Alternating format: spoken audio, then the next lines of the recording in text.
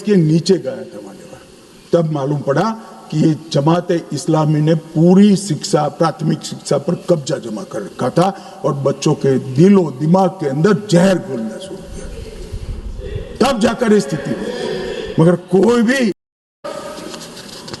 इसका स्वरूप क्या था? धारा 370 और 35 से क्या कहती? कश्मीर का एक अलग ध्वज होगा, कश्मीर का एक अलग संविधान होगा और 5 अगस्त 2019 तक ये अलग ध्वज और अलग संविधान चलते रहे।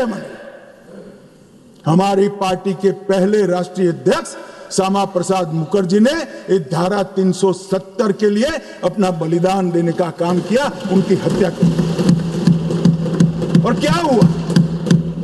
इससे हमेशा अलगाववाद को पोषण मिलता रहा कि हम भारत के बाकी राज्यों जैसे नहीं है, हमें कुछ और मिल सकता है, हमारा तो संविधान अलग है, हमारा राष्ट्र ध्वज अलग है।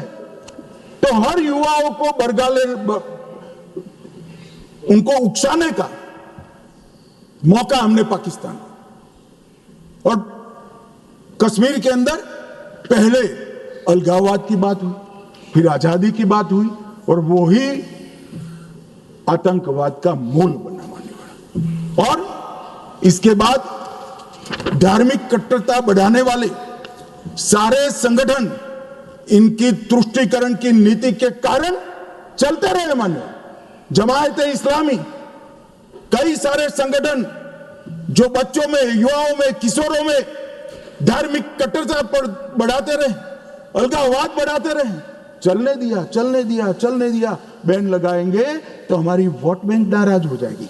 मान्यवर, इसके साथ साथ पाकिस्तान ने टेरर ग्रुप बनाए और ये टेरर ग्रुप के प्रवक्ता, इसका नाम है हुर्रियत कॉन्फ्रेंस।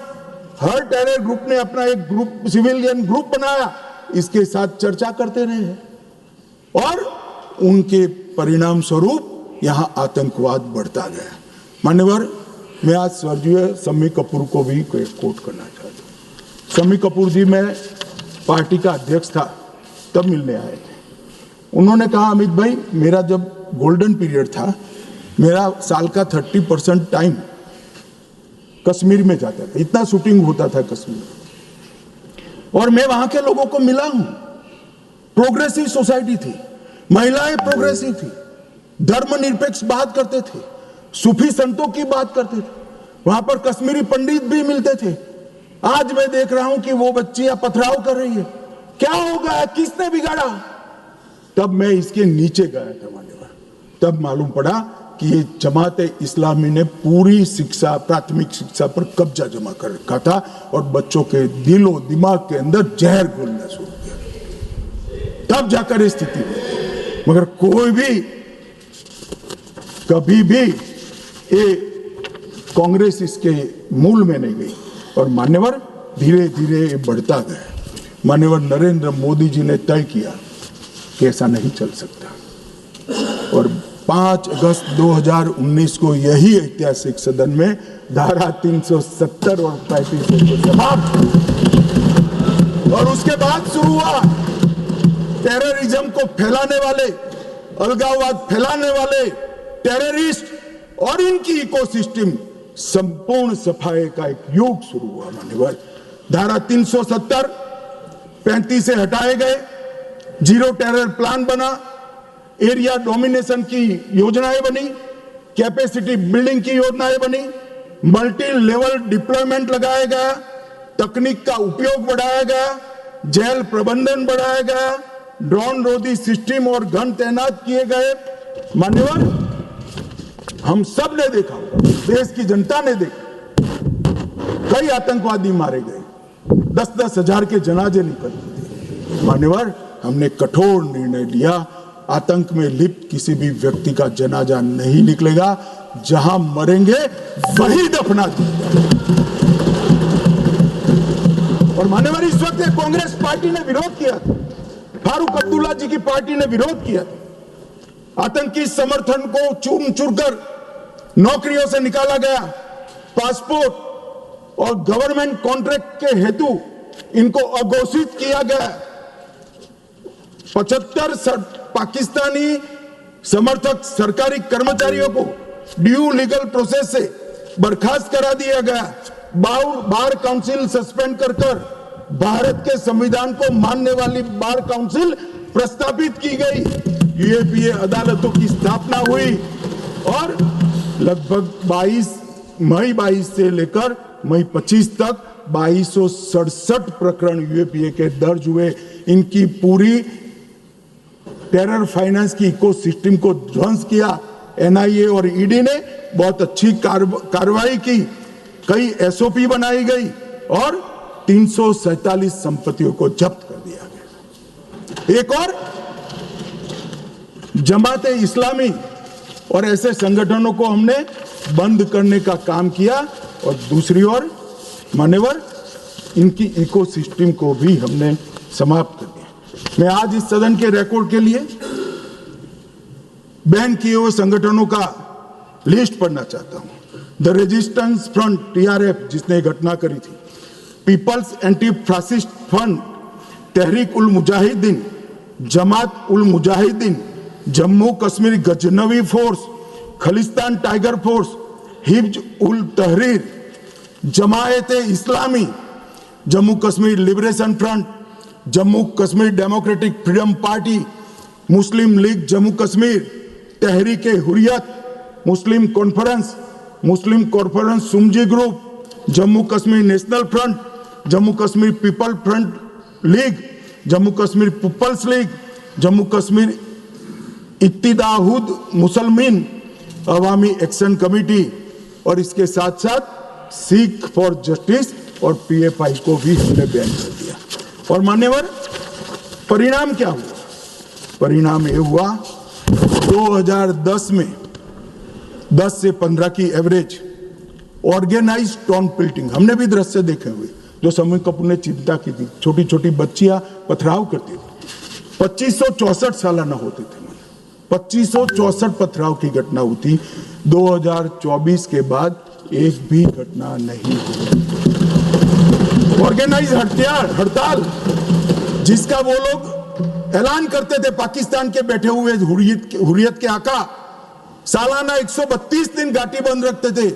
3 साल से एक भी हड़ताल का ऐलान नहीं हुआ है, हिम्मत नहीं है। टाउन पेल्टिंग में नागरिकों की मृत्यु, 112 नागरिक मारे जाते थे, अब 0 मारे जाते हैं। सिक्योरिटी फोर्स का इंजर्ड, साल में 6235 सिक्योरिटी फोर्सेस इंजर्ड होती थी, अब 0 हो गई। मान्यवर इसके साथ साथ ये पूछ रहे थे, अभी वो शिवसेना की सदस्य भी पूछ रहे, क्या आतंकवाद समाप्त हो गया? इतनी गहरी जड़ें कांग्रेस ने डाली है, समाप्त होने में बहुत देर लगेगी। हमारा प्रयास है जल्द से जल्द, परंतु मान्यवर आंकड़े में कहना चाहता हूं समाप्ति के कगार पर है। आपको पसंद नहीं आएगा मगर समाप्ति के कगार पर। पहले 2004 से 14 तक कुल घटनाएं 7217 हुई। 7217, 7217 और जून 15 से मई 25 तक 2150, 70% की कमी हो गई। मानव आतंकवादी घटनाओं में 70% कमी। नागरिकों की मृत्यु 1770 हुई थी, अब नागरिकों की मृत्यु 357 हुई है। मान्यवर 80% की कमी। और सिक्योरिटी फोर्सेस 1060 मारे गए थे, अब 542 मारे गए हैं। मान्यवर 49% की कमी। मान्यवर इसके साथ साथ हमने कश्मीर के अंदर ढेर सारा काम किया है। मान्यवर लगभग 59,000 करोड़ की 53 परियोजनाएं। चिनाब पर विश्व का सबसे बड़ा पुल बना। 8.5 किलोमीटर लंबी बनिहाल सुरंग बनी। उधमपुर, श्रीनगर, बारामुल्ला तक रेल पहुंची। जोजिला सुरंग और बनिहाल सुरंग बने। रोजगारी का सृजन 63,000 लोगों का हुआ। जम्मू देश का पहला शहर बना जहां IIM, IIT और एम्स तीनों संस्थान वहां पर है। मान्यवर पहला शहर। लगभग ऐसी स्थिति कश्मीर में भी तीनों प्रोग्रेस पर है। 40,000 नौकरियां दी, विस्थापितों को प्रतिनिधित्व दिया। कश्मीर विस्थापित कश्मीर पंडितों के 2 सदस्यों का नामांकन करने। जब से प्रधानमंत्री जी प्रधानमंत्री की कुर्सी संभाले तब से उनके दिलो दिमाग पर कश्मीर की शांति का भूत था। अहरनीश सुधर थे। मान्यवर 2015 में पार्टी का अध्यक्ष बना। मोदी जी ने मुझे जनरल सिन्हा के घर पर भेजा। जनरल सिन्हा जो कई साल तक कश्मीर में सेवा की, नॉर्थ ईस्ट में भी सेवा की, एनसीआर में रहते थे। मैं 3 दिन उनके घर पर बैठा, उन्होंने पूरी डिटेल बताई। फिर कश्मीर से जुड़े हुए 25 लोगों की अलग अलग सूची दी।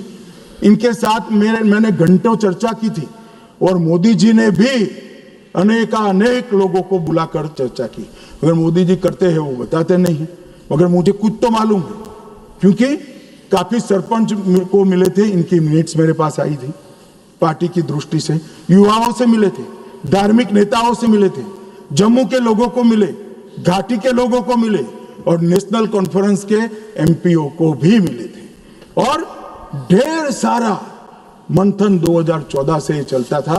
वो मंथन अंत में कश्मीर के अंदर आज मैं विश्वास के साथ कह रहा हूं साहब, आतंकवाद समाप्ति के कगार पर है।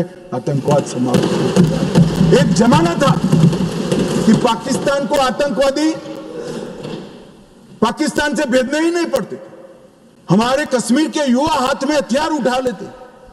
मगर आज मैं 6 माह का रिकॉर्ड इस सदन को बताता हूं। 6 माह में आतंकवादी संगठनों में एक भी कश्मीरी युवा की भर्ती नहीं हुई है और जो मारे जा रहे हैं वो सारे पाकिस्तान। क्योंकि जम्मू कश्मीर के अवाम ने मोदी जी की नीतियों को स्वीकारा है। पहले कभी नहीं हुआ सा कि आतंकवादी कोई बड़ा कृत्य करते थे, घाटी में इसका विरोध होता है। मैं आज घाटी की जनता को, जम्मू की जनता को बहुत साधुवाद देना चाहता हूं। एक भी गांव ऐसा नहीं था घाटी का जहां ये पहलगाम हमले का विरोध नहीं। और जब तिरंगा घर पर फहराने की बात होती है, जिनके बच्चे आतंकवाद की भेंट चढ़ गए, वो माँ बाप भी तिरंगा फहराते हैं। और मान्यवर, आतंकवाद पर तो कांग्रेस को बोलने का अधिकार ही नहीं है। मान्यवर, मैं आज सदन के सामने डिटेल रखना चाहता हूं। अटल जी की सरकार ने निर्णय किया था कि आतंकवाद को समाप्त करें। काफी मंथन